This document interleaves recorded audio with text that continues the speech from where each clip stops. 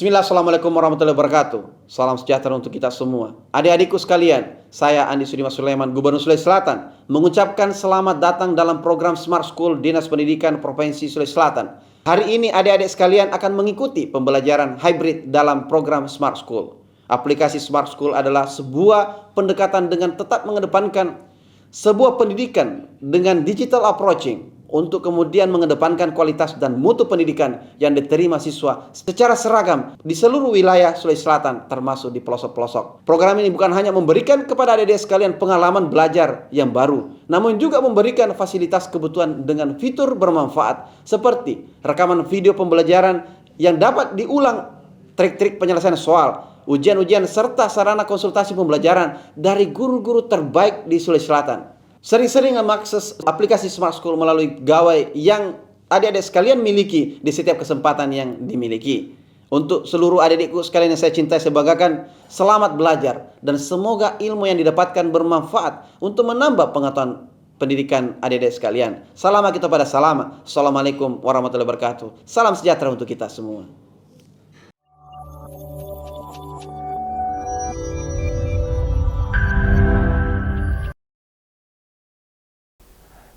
Bismillahirrahmanirrahim. Assalamualaikum warahmatullahi wabarakatuh dan selamat siang adik-adik. Nah, baik, hari ini kita akan belajar terkait pelajaran penalaran umum bersama saya, Kak Teddy, generasi Smart School berkarakter cerdas Ki.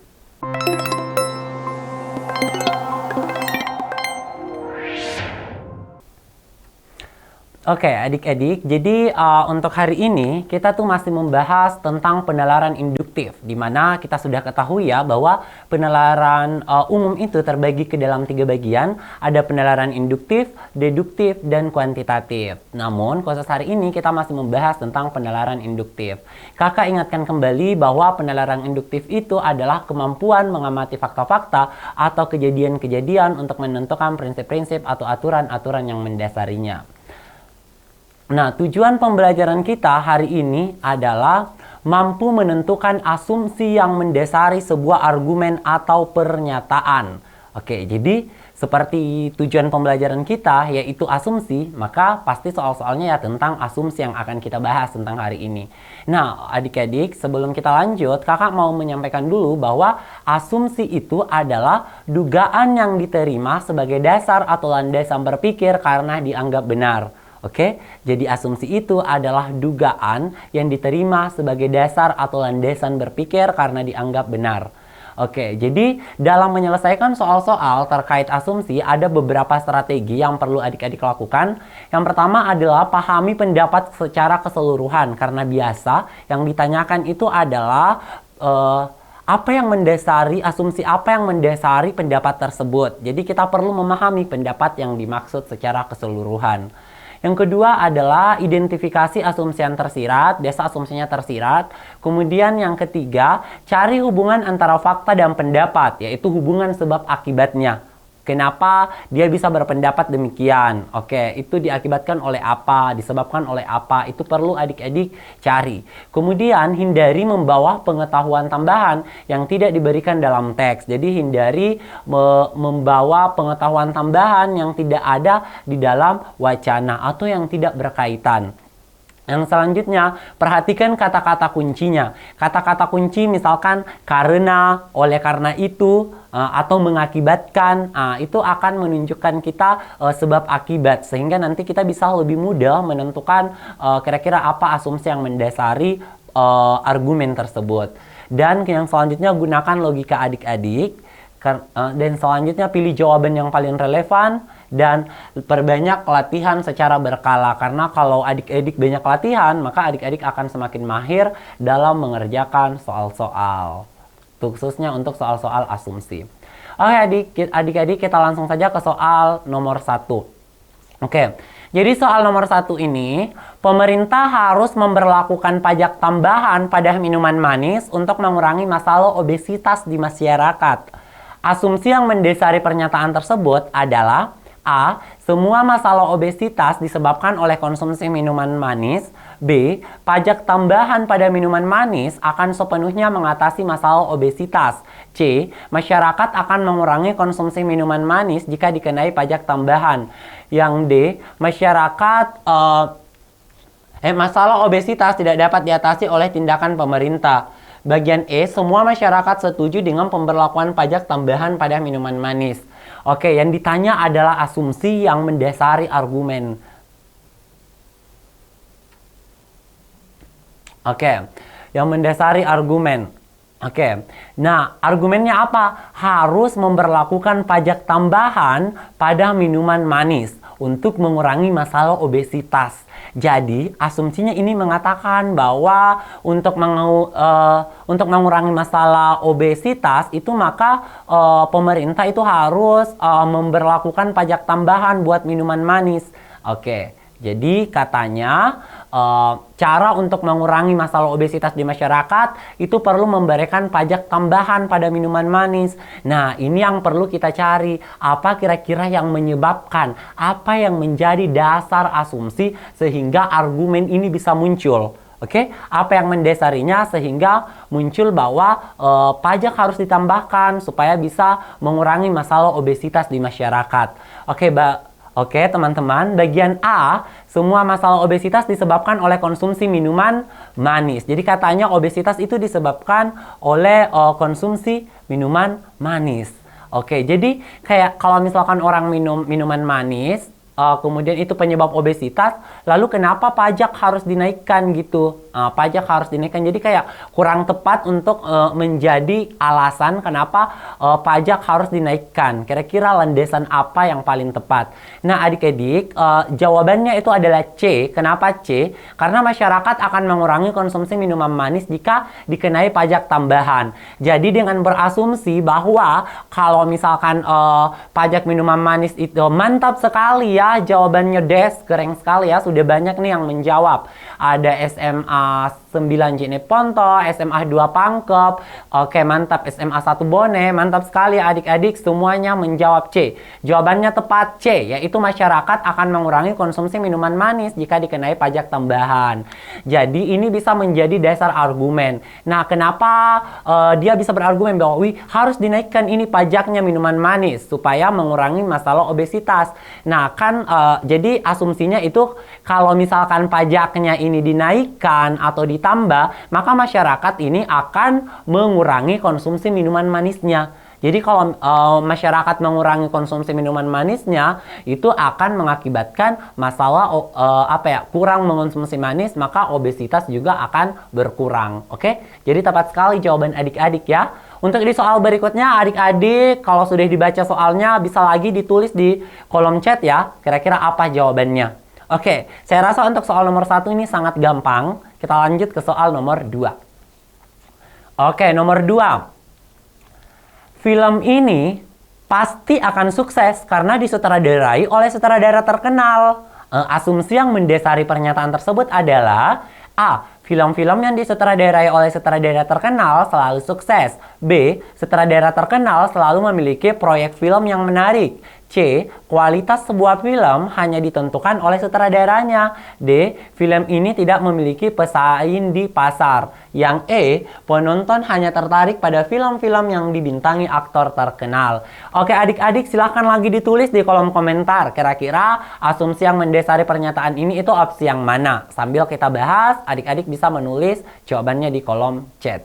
Oke, yang ditanya asumsi ya. Jadi di sini ada kata hubungnya. Oke, kata kuncinya itu adalah karena. Film ini pasti sukses karena disutradarai oleh sutradara terkenal. Jadi penyebab filmnya sukses itu disutradarai oleh sutradara terkenal adik-adik. Kira-kira mana yang menjadi asumsi? Kenapa dia bisa beranggapan seperti itu?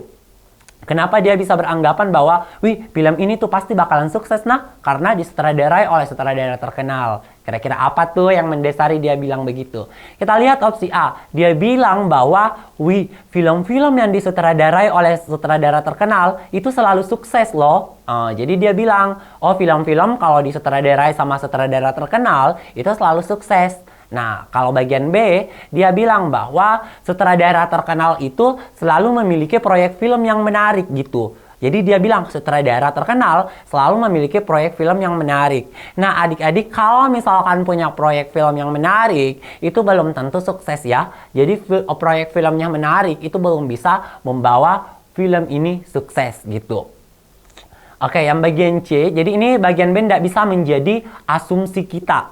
Bagian B, kualitas sebuah film hanya ditentukan oleh sutradaranya. Jadi katanya kualitas sebuah film itu hanya ditentukan oleh sutradara. Jadi kalau sutradaranya terkenal ya pasti filmnya ini sukses. Tapi maaf, dia tidak membahas sukses, tapi dia membahas kualitas filmnya. Jadi film yang berkualitas itu belum tentu sukses adik-adik ya. Jadi ini juga tidak bisa kita jadikan sebagai dasar asumsi. Jadi kualitas sebuah film hanya dapat ditentukan oleh sutradaranya. Lagi-lagi yang kita bahas adalah kesuksesan sebuah film. Karena kualitas film, kalau kita kaitkan antara kualitas film dengan kesuksesan, itu belum tentu ya.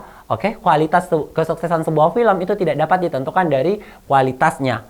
Oke, ada film yang kualitasnya bagus, bisa jadi kurang sukses. Ada juga yang kualitasnya bagus, itu sukses. Oke, jadi ini tidak bisa kita tentukan. Untuk yang bagian D, film ini tidak memiliki pesaing di pasar. Oke, jadi tadi di sini pernyataannya bilang bahwa film ini pasti sukses karena disutradarai oleh sutradara terkenal. Nah, tiba-tiba di bagian D dia bilang bahwa film ini itu tidak memiliki pesaing di pasar. Kalau gitu faktor penyebab film ini sukses itu kan tidak ada pesaingnya dong, tidak ada pengaruh sutradaranya. Jadi ini tuh kayak kurang relevan juga untuk kita pilih adik-adik.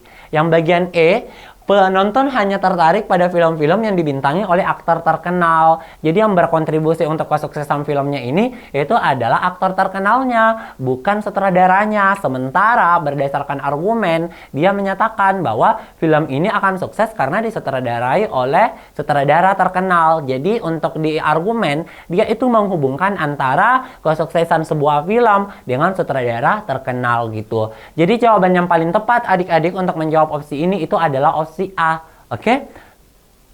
Oh, ada SMA 2 Pangkep jawab B, SMA 6 Supin jawab B, SMA 9 Jene Ponte jawab E, SMA 12 Luwu Timur itu jawab C.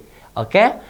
Jadi tadi yang jawab C, kakak ulang kembali, kualitas sebuah film itu hanya ditentukan oleh sutradaranya. Jadi kualitas film yang dibahas di opsi C. Kualitas film adik-adik itu tidak dapat ditentukan. Apakah kualitas film itu bisa menyukseskan film tersebut? Karena kan ini dikatakan bahwa film ini pasti akan sukses. Jadi ada kata pastinya. Ada film yang bagus itu sukses, ada film yang bagus kualitasnya itu tidak sukses adik. Jadi kualitas sebuah film itu tidak dapat kita tentukan seperti itu. Jadi asumsi yang paling tepat itu adalah opsi A. Jadi opsi A yang bilang bahwa film yang disutradarai oleh sutradara terkenal selalu sukses. Jadi sudah ada data yang diperoleh bahwa film-film yang disutradarai oleh sutradara terkenal itu selalu sukses. Makanya dia berargumen bahwa film ini itu pasti sukses karena disutradarai oleh sutradara terkenal. Oke? Karena tidak ada film yang disutradarai oleh sutradara terkenal itu tidak sukses. Oke? Jadi semuanya sukses kalau disutradarai oleh sutradara terkenal. Makanya dia bisa berargumen seperti ini. Jadi asumsi inilah yang membuat dia memunculkan argumen bahwa film ini pasti akan sukses karena disutradarai oleh sutradara terkenal. Oke? Aman sampai di sini adik-adik? Atau ada pertanyaannya? Aman ya? Oke. Sekarang nomor 3, tulis lagi dong di kolom chat kira-kira apa jawaban yang tepat. Oke, tulis lagi apa jawaban yang tepat. Setiap orang yang rajin belajar akan meraih prestasi akademik yang tinggi. Asumsi yang mendasari pernyataan tersebut adalah A. Prestasi akademik adalah satu-satunya indikator kesuksesan. B. Orang yang malas belajar tidak akan meraih prestasi akademik tinggi. C. Semua orang memiliki kemampuan akademik yang sama. D. Prestasi akademik hanya dipengaruhi oleh faktor internal. E. belajar merupakan faktor tunggal yang mempengaruhi prestasi seni dan budaya. Oke, kita lihat yang ditanyakan lagi asumsi. Jadi di sini ada kata kunci penghubung yaitu akan. Jadi setiap orang yang rajin belajar akan meraih prestasi akademik yang tinggi. Atau kalau kita buat hubungan sebab akibatnya bisa kayak jika orang rajin belajar maka prestasi akademiknya itu pasti akan tinggi gitu. Nah, asumsi yang mendasari pernyataan tersebut adalah kita lihat opsi A, prestasi akademik adalah satu-satunya indikator kesuksesan. Jadi di sini dia itu membahas tentang indikator kesuksesan. Katanya satu-satunya indikator kesuksesan. Lihat di argumen adik-adik tidak ada disinggung tentang hubungan antara prestasi akademik yang tinggi sama rajin belajar serta indikator kesuksesan ya adik-adik, itu tidak ada disinggung. Dan ini juga tidak bisa kita jadikan sebagai penyebab kenapa orang bisa berpikir seperti ini. Kan kita kaitan dengan prestasi akademik tinggi, bukan tentang kesuksesan gitu. Nah, selanjutnya bagian B. Kalau malas belajar tidak akan meraih prestasi akademik yang tinggi. Jadi katanya kalau kita malas belajar, kita tuh tidak akan meraih prestasi akademik yang tinggi. Itu yang menjadi asumsinya kalau bagian B. Kalau bagian C, semua orang memiliki kemampuan akademik yang sama. Jadi dia bilang bahwa kemampuan akademik orang sama. Berarti nggak ada bedanya dong, mau belajar mau tidak. Itu kan tidak ada bedanya. Karena kemampuan akademik setiap orang itu sama. Jadi ini tidak bisa kita jadikan asumsi ya. Karena di sini pernyataannya mengatakan bahwa kalau rajin belajar, ya pasti akademiknya tinggi. Nah ini bilang bagian C, kalau misalkan semua orang itu punya kemampuan akademik yang sama. Jadi nggak ada bedanya dong belajar dan tidak belajar. Oke, bagian D itu prestasi akademik hanya dipengaruhi oleh faktor internal. Jadi ini kan dia bilang faktor internal, sementara yang kita singgung di sini adalah rajin belajarnya ya. Jadi ini juga masih kurang relevan untuk dijadikan sebagai jawaban. Kemudian yang bagian E, belajar merupakan faktor tunggal yang mempengaruhi prestasi seni dan budaya. Kita lagi bahas tentang prestasi akademik. Kita tidak lagi membahas tentang prestasi seni dan budaya adik-adik. Jadi jawaban yang paling tepat untuk menjawab opsi ini itu adalah opsi B. Kenapa? Karena dia beranggapan bahwa dia berasumsi bahwa kalau orang malas belajar tidak akan meraih prestasi akademik yang tinggi. Makanya dia berpendapat bahwa harus rajin belajar supaya meraih prestasi akademik yang tinggi. Bisa dipaham sampai sini? Oke, B, mantap sekali ya. SMA 6 Sopeng, SMA 18 Makassar, SMA 2 Pangkep, mantap. Oke, nanti dijawab lagi ya untuk di soal nomor 4. Oke, kita lanjut ke soal nomor 4. Ini soalnya masih gampang-gampang semua ya. Oke, silahkan dijawab ini adik-adik. Penggunaan mobil listrik dianggap sebagai solusi yang tepat untuk mengurangi polusi udara di kota-kota besar. Mobil listrik dihasilkan tanpa emisi gas buang dan tidak menghasilkan polusi udara saat digunakan.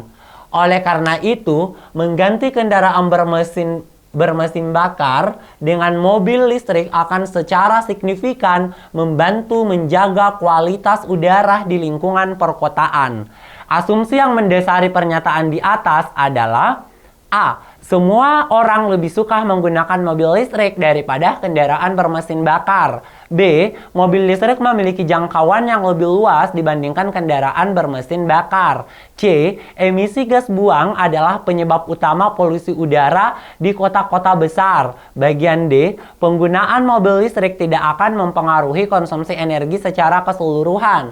Bagian E. Pergantian semua kendaraan bermesin bakar dengan mobil listrik akan menghilangkan polusi udara di kota-kota. Oke, silakan ditulis di kolom chat adik-adik kira-kira apa yang mendasari asumsi pernyataan tersebut. Kita lihat pernyataannya apa. Ini yang oleh karena itu ya, mengganti kendaraan bermesin dengan mobil listrik akan secara signifikan membantu menjaga kualitas udara di lingkungan perkotaan. Jadi katanya kalau kita ganti nih kendaraan berbahan bakar dengan mobil listrik, itu akan secara signifikan, akan sangat mempengaruhi atau sangat membantu menjaga kualitas udara di lingkungan perkotaan. Nah, asumsi apa yang mendasari pernyataan tersebut? Oke, jadi pernyataannya apa? Pernyataannya bahwa kalau misalkan kendaraan bermesin bakar itu diganti sama mobil listrik akan membantu menjaga kualitas udara di lingkungan perkotaan.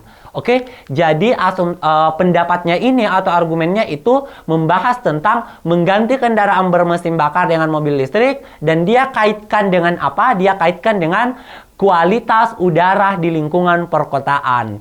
Yang ditanya asumsinya, mungkin ada adik-adik yang sudah punya jawaban, bisa ditulis di kolom chat.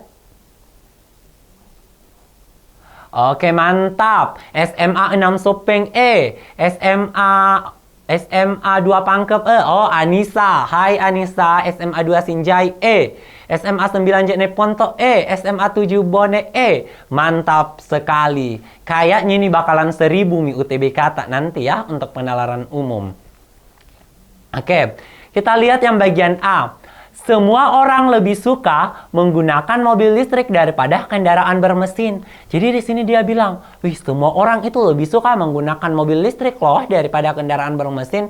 Cuma kalau ini kita jadikan asumsi, ini tuh nggak berkaitan tuh. Kan di asumsi ini kayak penggantian kendaraan itu untuk membantu menjaga kualitas udara di perkotaan. Bukan kayak gue suka ini sih, kalau masalah suka-suka berarti ini tidak ada kaitannya dong dengan kualitas udara gitu. Jadi mereka ini mengganti bukan karena ingin menjaga kualitas udara, tapi karena memang dia itu suka gitu. Jadi ini tidak bisa kita jadikan sebagai asumsi ya. Jadi A salah.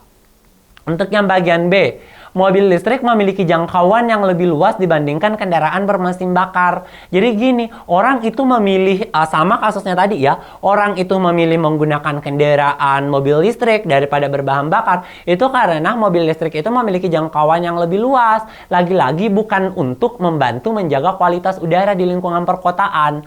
Jadi dia tidak mengkaitkan ke situ ya, tidak mengaitkan ke situ. Jadi ini nggak bisa kita jadikan dasar sebagai asumsi. Kenapa? Karena yang sebenarnya dia ini mengaitkan dengan kualitas udara di perkotaan. Oke, bagian E, emisi gas buang adalah penyebab utama polusi udara. Oke, nah jadi gas buang, mobil listrik dihasilkan tanpa emisi gas buang ya, ada di sini E. Mobil listrik dihasilkan tanpa emisi gas buang. Jadi ini bisa jadi asumsi, tapi kita cari dulu kira-kira mana yang paling tepat ya. Oke, bagian D itu konsumsi energi secara keseluruhan. Lagi-lagi ini kita akan mengaitkan antara kualitas udara di perkotaan.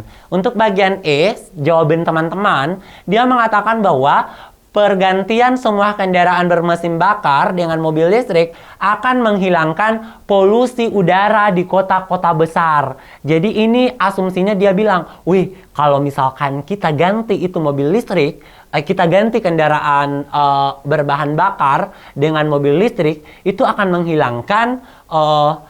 menghilangkan polusi udara di kota-kota besar. Jadi ini bisa menjadi dasar ya. Jadi jawaban adik-adik itu sudah benar, yaitu E. Ini opsi E itu bisa menjadi dasar karena dia jelaskan memang bahwa memang itu kalau kita ganti menjadi mobil listrik, kendaraan listrik, maka itu akan menghilangkan polusi udara. Makanya ayo kita mengganti kendaraan bermesin bakar dengan mobil listrik karena itu membantu menjaga kualitas udara di lingkungan perkotaan. Jadi sudah cocok sekali ya hubungan sebab akibatnya. Mantap sekali adik-adik ya. Jawaban kalian benar, E.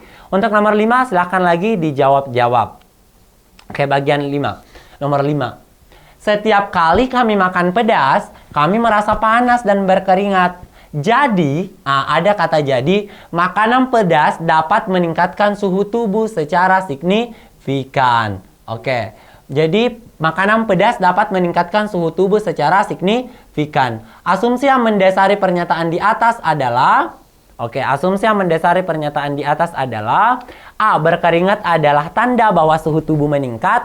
B. Makanan pedas memiliki efek yang sama pada semua orang. Bagian C. Makanan pedas adalah satu-satunya penyebab keringat. Bagian D. Tubuh tidak memiliki cara lain untuk mengatur suhu selain berkeringat. E. Panas dan berkeringat selalu terjadi setelah makan makanan pedas.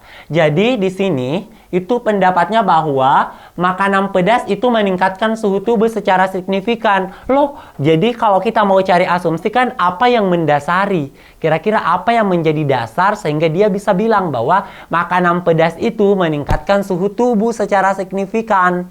Oke, silahkan dijawab adik-adik. Kira-kira apa yang menyebabkan orang, apa yang menjadi dasar sehingga dia mengatakan bahwa makanan pedas itu meningkatkan suhu tubuh secara signifikan? Oke, ada yang bisa menuliskan jawabannya? Atau ada sudah menjawab? Ayo, apa jawabannya?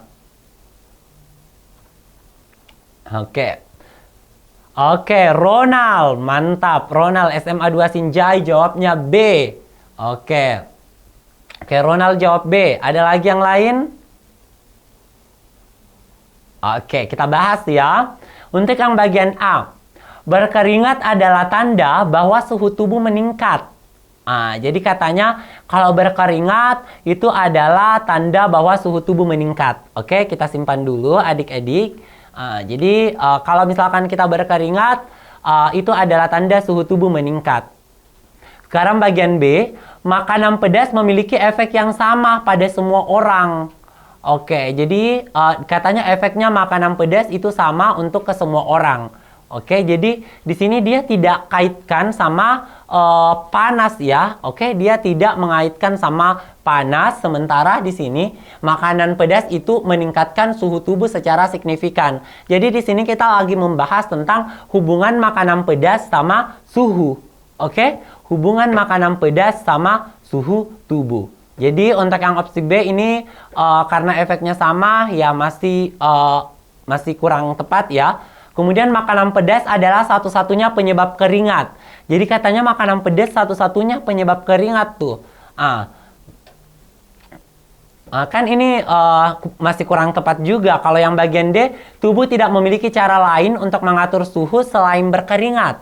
Jadi tubuh tidak memiliki cara lain untuk mengatur suhu tubuh selain berkeringat. Ini dia membahas tentang cara lain, jadi masih tidak tepat juga. Yang paling tepat itu adalah opsi yang D. Nah, kenapa dia bisa mengatakan bahwa makanan pedas itu meningkatkan suhu tubuh secara signifikan? Itu karena pada saat selesai makanan pedas itu dia selalu kepanasan dan berkeringat. Oke? Jadi kalau misalkan orang makanan pedas itu selalu kepanasan. Oke? Dia selalu kepanasan dan selalu berkeringat setelah makan makanan pedas. Karena fakta tersebut, fakta bahwa panas dan selalu panas dan berkeringat setelah makan makanan pedas, makanya dia bisa beranggapan bahwa makanan pedas itu meningkatkan suhu tubuh. Oke? Jadi kita bisa amati fakta-faktanya. Oke, E, SMA 18 Makassar, E. Oke, ada SMA 5 Wajo, Yusran, B. SMA 6 Suping, A. SMA 13 Makassar, E. 2 Pangkep, E. SMA 7 Bone, E. Oke, jadi cocok ya. Jawabannya adalah E adik-adik ya. Jadi kalian bisa uji opsi dulu, kayak kaitkanlah opsinya. Bisa kamu pakai trik kalau misalkan ini mengakibatkan ini. Jadi kayak, karena kepanasan kak dan selalu kak berkeringat pada saat setelah makan pedas, jadi bilang Made bahwa misalkan makanan pedas itu meningkatkan suhu tubuh secara signifikan karena selalu kak kepanasan kalau misalkan sudah kak makan makanan pedas. Oke, jadi itu yang menjadi dasar berpikirnya sehingga muncullah argumen ini adik-adik. Oke, sekarang nomor 6. Silahkan ditulis jawabannya lagi di kolom komentar. Nomor 6. Penjualan sepatu olahraga telah meningkat tajam sejak diluncurkan iklan selebriti yang menggunakannya. Oleh karena itu, penggunaan selebriti dalam iklan pasti akan meningkatkan penjualan produk. Asumsi yang mendasari pernyataan di atas adalah, argumennya di sini adalah penggunaan selebriti pasti akan meningkatkan penjualan produk. Jadi kata kuncinya di sini adalah pasti akan. Jadi kalau misalkan kita pakai selebriti dalam iklan, itu pasti akan meningkatkan penjualan produk. Oke, seperti itu. Asumsi yang mendasari pernyataan di atas adalah, kita lihat, A itu semua selebriti memiliki pengaruh yang sama pada penjualan produk. Bagian B, iklan dengan selebriti selalu menarik perhatian konsumen. C, tidak ada faktor lain yang mempengaruhi penjualan produk selain penggunaan selebriti. D, masyarakat selalu mengikuti tren yang ditampilkan oleh selebriti. Yang E, peningkatan penjualan sepatu olahraga sepenuhnya disebabkan oleh iklan selebriti. Oke adik-adik, silahkan ditulis lagi jawabannya di kolom komentar. Oke, apa sudah ada yang menjawab? Oke, Humaira Azhara B, SMA 2 Pangkep B, SMA 18 Makassar B, Surya Ganteng. Wow, ini Surya Ganteng ya. Jawabannya B. Oke, semua jawab B. Oke, kita lihat ya. Nah, semua selebriti memiliki pengaruh yang sama untuk penjualan produk. Jadi katanya semua selebriti itu memiliki pengaruh yang sama untuk penjualan produk. Nah, di sini kita itu akan mengaitkan penggunaan selebriti dengan peningkatan penjualan ya. Oke, jadi kalau kita pakai selebriti katanya peningkatannya akan meningkat penjualannya. Kemudian bagian B, iklan dengan selebriti selalu menarik perhatian konsumen. Jadi kalau misalkan iklan dengan dengan selebriti itu akan menarik perhatian konsumen. Jadi ingat, dia katanya selalu menarik perhatian. Menarik perhatian bisa saja dia cuma melihat nonton-nonton aja gitu. Karena dia bilang, oh iklannya itu menarik perhatian saya. Nah ini tidak bisa kita kaitkan sama peningkatan penjualan. Karena kan kalau dia menarik perhatian saja, itu belum tentu meningkatkan penjualan produknya teman-teman. Nah kan di sini itu mengaitkan antara penggunaan selebriti dalam iklan dengan peningkatan kualitas penjualan produk. Oke, jadi iklan dengan selebriti itu tidak bisa kita katakan tidak bisa menjadi asumsi opsi B. Oke, karena menarik perhatian itu belum tentu mampu meningkatkan penjualan produk gitu. Nah, karena kan di sini pasti akan ya, jadi dia sudah yakin sekali begitu. Karena dia bilang pasti akan, kalau kita pakai selebriti, pasti itu meningkat penjualan begitu. Nah, jadi yakin sekali nih. Jadi kalau misalkan selalu menarik perhatian itu, sama yang tadi kakak katakan, itu belum tentu meningkatkan penjualan. Karena kan biasa saja dia perhatian saja, kayak, wih mau kak perhatikan deh iklannya, tapi nggak beli gitu. Kan nggak meningkatkan penjualan gitu. Bisa dipaham ya? Kemudian, tidak ada faktor lain selain penggunaan selebriti yang mempengaruhi penjualan produk selain penggunaan selebriti. Ini kita simpan dulu. Untuk yang D, masyarakat selalu mengikuti tren. Jadi katanya masyarakat ikut tren. Kalau masyarakat ikut tren, itu belum tentu mampu meningkatkan penjualan. Oke? Tren yang ditampilkan oleh selebriti ya. Oke, jadi belum tentu meningkatkan penjualan. Karena penjualan itu kalau misalkan semakin banyak yang membeli ya. Oke, jadi belum tentu. Kalau yang bagian E, peningkatan penjualan sepatu olahraga sepenuhnya disebabkan oleh iklan selebriti. Jadi yang bagian E ini bilang bahwa peningkatan penjualan sepatu olahraga itu sepenuhnya disebabkan oleh iklan selebriti. Oke, jadi kayak peningkatan penjualan itu terjadi itu karena iklan selebriti. Oke. Sepenuhnya disebabkan oleh iklan selebriti. Karena adanya pernyataan E ini sehingga muncullah bisa memunculkan argumen ini bahwa penggunaan selebriti dalam iklan itu pasti meningkatkan penjualan produk. Oke? Bisa menjadi karena peningkatan penjualan sepatu itu sepenuhnya disebabkan oleh iklan selebriti. Jadi artinya kayak kalau misalkan itu penjualan meningkat itu karena selebriti yang iklan. Makanya berpendapat nih bahwa kalau kita gunakan selebriti pasti penjualan produknya itu bakalan meningkat gitu. Jadi jawaban yang tepat itu adalah opsi yang E. Dia yang paling tepat teman-teman. Oke, SMA 1 Bone B, 3 Bone B, SMA 6 Sopeng C, Alan Reza 2 Sinjai B. Jadi yang paling tepat itu E ya teman-teman. Kalau B tadi kakak katakan kenapa kurang tepat? Karena kalau iklannya cuma menarik perhatian, itu belum tentu ya. Kalau cuma menarik perhatiannya, belum tentu itu mampu meningkatkan penjualan produk. Kalau yang di bagian E ini sudah secara jelas-jelas dia sampaikan bahwa peningkatan penjualan sepatu olahraga itu sepenuhnya ya. Jadi sepenuhnya ya pasti hanya dipengaruhi oleh iklan selebritinya. Oke? Oke.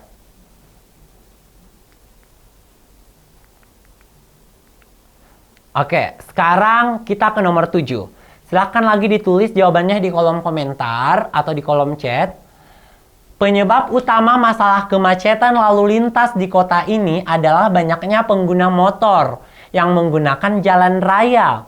Oleh karena itu, membatasi penggunaan motor di jalan raya adalah langkah penting untuk mengatasi masalah kemacetan. Asumsi yang mendasari pernyataan di atas adalah, oke, kita lihat asumsinya, pernyataannya apa. Membatasi penggunaan motor di jalan raya adalah langkah penting. Oke, jadi kata kunci penghubungnya itu adalah langkah penting untuk mengatasi kemacetan.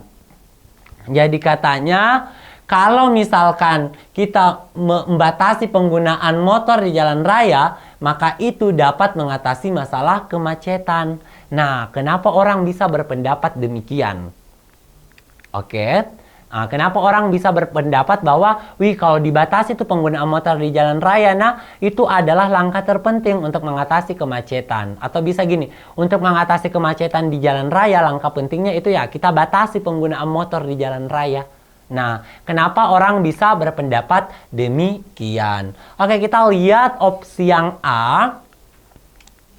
Tidak ada faktor lain yang mempengaruhi kemacetan lalu lintas selain penggunaan motor. Jadi katanya yang mempengaruhi kemacetan itu hanya motor, tidak ada faktor lain. Nah, lihat, di soal ini dikatakan penyebab utama, berarti ada penyebab lainnya walaupun memang adalah penyebab utamanya adalah banyaknya pengguna motor. Oke, ini menunjukkan bahwa ada faktor lain walaupun penyebab utamanya itu adalah banyaknya pengguna motor yang menggunakan jalan raya. Oke. Nah, selanjutnya, jadi ini nggak bisa jadi asumsi ya karena salah. Bagian B, semua pengguna motor selalu berkontribusi pada kemacetan lalu lintas. Jadi katanya semua pengguna motor ini tuh selalu berkontribusi pada kemacetan. Nah, kemacetan lalu lintas. Oke. Jadi di sini kan di sini membahas tentang pembatasan penggunaan motor di jalan raya adalah langkah untuk mengatasi kemacetan. Jadi yang bagian B bisa adik-adik simpan dulu, kita cari yang tepat atau bisa saja B yang paling tepat. Kita lihat yang C dulu. Pembatasan penggunaan sepeda motor selalu efektif mengatasi masalah kemacetan. Jadi yang bagian B, C ini mengatakan bahwa kalau kita kalau kita membatasi penggunaan motor itu pasti efektif karena selalu efektif mengatasi masalah kemacetan. Oke. Kemudian yang bagian D, masalah kemacetan hanya terjadi pada jalan raya. Oke, ini tidak dijelaskan, tidak bisa kita jelaskan ya, karena kan ini lagi mengaitkan antara penggunaan motor dengan kemacetan ya. Jadi kalau kayak kemacetan hanya terjadi pada jalan raya kayaknya kurang serak karena kayak tidak ada faktor yang menyebabkannya gitu. Bagian E, itu kendaraan lain tidak berkontribusi pada masalah kemacetan. Jadi kan sama kayak yang tadi, kayak tidak ada faktor lain. Ini sama dengan yang opsi A untuk yang E. Jadi tetap ada kendaraan lain tetap berkontribusi, tapi motor penyebab utamanya. Jawaban yang paling tepat itu adalah opsi yang C. Oke? Jawaban yang paling tepat adalah opsi yang C karena sudah secara jelas dia mengatakan bahwa kalau dibatasi penggunaan motornya itu pasti efektif mengatasi masalah kemacetan. Jadi dia sudah pastikan bahwa selalu efektif itu kalau dibatasi penggunaan sepeda motor. Maka karena dia adanya dasar ini, adanya pondasi ini, landasan berpikir ini, sehingga dia akan menerapkan ini. Sehingga dia berpendapat bahwa kalau kita batasi di jalan raya, itu adalah langkah penting untuk mengatasi masalah kemacetan. Oke, SMA 1 Selayar C, mantap. SMA 2 Selayar C, Ririn dan Winnie SMA 2 Sinjai C, Anissa SMA 2 Sinjai C. Oke, SMA 1 Selayar C ya, dan 6 Selayar juga C. Hai SMA 6 Selayar dan SMA 1 Selayar, BDW saya juga orang Selayar ya. Oke, sekarang kita lanjut ke soal berikutnya. Oke, silakan nih ditentukan jawabannya adik-adik. Kira-kira apa nih jawabannya untuk yang nomor 8? Pada 2 dekade sebelumnya, suhu rata-rata di daerah tropis cenderung hangat. Pada saat ini, suhu rata-rata di daerah tropis sangat panas. Menurut para ahli klimatologi, hal tersebut berkaitan dengan tingginya pembalakan hutan secara liar. Manakah pernyataan berikut asumsi para klimatologi terkait perbedaan kondisi tersebut? Jadi manakah dari pernyataan ini yang mampu menjadi asumsi ahli klimatologi? Jadi kita mau mencari pendapat ahli klimatologinya ya. Apa ya? Yang mendasari asumsi ahli klimatologinya. A itu pada saat ini suhu rata-rata di daerah yang bukan tropis lebih rendah daripada di daerah tropis. Bagian B, ruang terbuka hijau di daerah tropis pada saat ini lebih sedikit daripada 2 dekade sebelumnya. Bagian C, teknologi pengukur suhu pada saat ini lebih akurat daripada 2 dekade sebelumnya. Bagian D, masyarakat daerah tropis saat ini memiliki kesadaran yang sangat tinggi mengenai perubahan iklim. Bagian E, luas wilayah yang mengalami kekeringan meningkat secara signifikan di berbagai daerah tropis. Oke, kira-kira apa jawabannya adik-adik?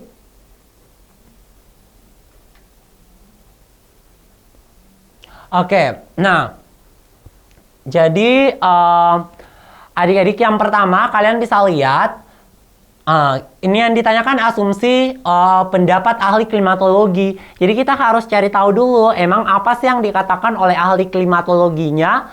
Nah, ahli klimatologinya mengatakan bahwa menurut ahli klimatologi hal tersebut berkaitan dengan tingginya pembalakan hutan secara liar. Jadi tingginya pembalakan hutan secara liar.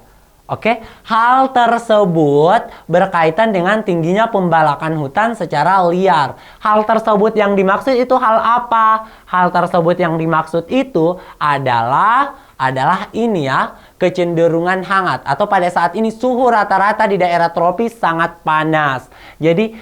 Jadi suhu panas itu menurut ahli klimatologi itu disebabkan karena pembalakan hutan secara liar. Oke adik-adik, kalau kita buat hubungan sebab akibatnya kurang lebih seperti ini. Karena terjadi pembalakan hutan, jadi menurut ahli klimatologinya karena terjadi pembalakan hutan itu mengakibatkan suhu daerah tropis itu cenderung panas. Oke? Jadi seperti itu. Itu yang dikatakan oleh ahli klimatologinya. Ingat, pendapatnya pembalakan hutan mengakibatkan suhu di daerah tropis cenderung panas gitu. Nah, kira-kira apa yang mendasari ahli klimatologinya berpendapat seperti ini? Apa sudah ada yang punya jawaban? Oke, SMA 1 Selayar E, mantap. Alam Reza cakep. Cakep kali ya Alan Reza. SMA 2 Sinjai B. Oke, Fadel Dedi SMA 2 Sinjai E. SMA 13 Makassar itu B. Oke, jadi SMA ada yang jawab E, ada yang jawab B. Jadi ada 2 jawaban ya, antara E sama B. Oke, kita akan lihat kira-kira jawaban mana yang paling tepat. Kita ke A dulu. Pada saat ini suhu rata-rata di daerah yang bukan tropis lebih rendah daripada di daerah tropis. Nah, jadi katanya saat ini itu suhu di daerah yang tropis, yang tidak tropis itu lebih rendah daripada yang tidak tropis. Nah, itu kan memang sesuai bahwa memang suhu di tropis ini memang sekarang itu lebih tinggi.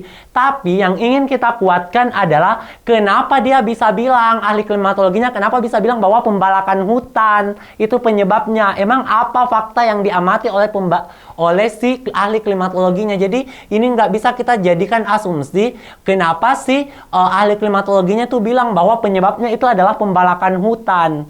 Oke? Ini nggak bisa kita jadikan asumsi karena nggak bisa dijadikan dasar. Oke, untuk kita ke C dulu. Kita ke C dulu karena yang ada yang pilih B dan E ya. Jadi kita pilih yang tidak dipilih dulu. Teknologi pengukur suhu pada saat ini tuh lebih akurat daripada 2 dekade terakhir.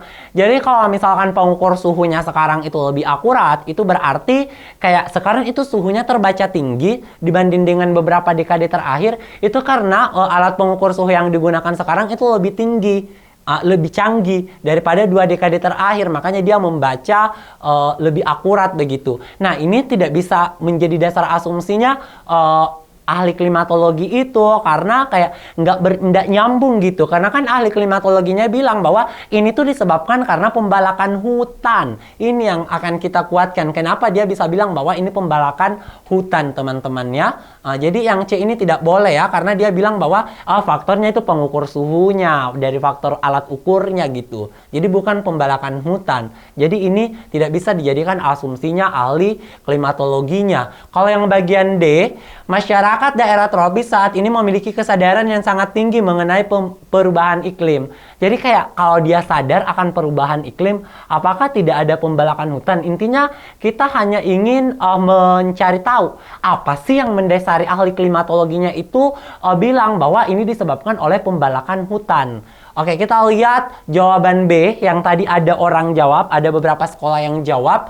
Ruang terbuka hijau di daerah tropis saat ini tuh lebih sedikit daripada 2 dekade terakhir. Jadi dia bilang, wih, ruang terbuka hijau toh saat ini di daerah tropis itu lebih sedikit dari 2 dekade terakhir. Artinya pohon-pohonnya itu berkurang nih ruang terbuka hijaunya. Wih, kalau pohon-pohonnya berkurang berarti itu menandakan apa? Menandakan telah terjadi pembalakan hutan. Jadi ini opsi B bisa menjadi dasar asumsi atau dasar berpikir ahli klimatologinya, atau ini menjadi asumsi dari soal. Jadi jawabannya adalah B.